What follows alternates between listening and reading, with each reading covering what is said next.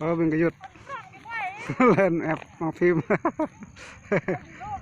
Hôm nay bụi ngồi hôm nay nè. Hello, xin chào. Bữa nay anh em rất đông thì đang làm việc của ông Ý Sản, ông thuê con á, biết con được giá bao nhiêu thì đã lên trước rồi. Đấy, độ phong của nó rất đẹp không? Rất đẹp đấy. Anh em đông quá. Thì bữa nay thì mọi người hay chia sẻ với YouTube của mua nha. Đúng.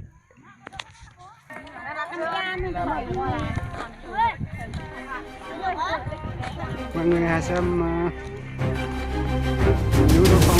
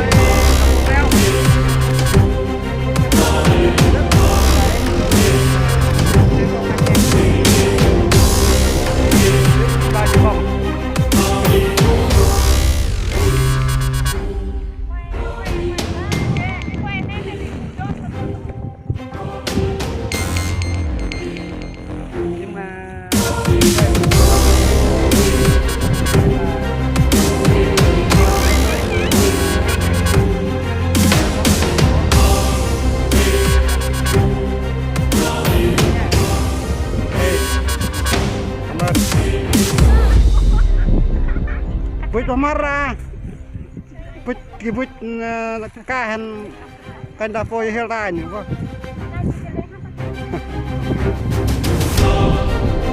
Dure ini set.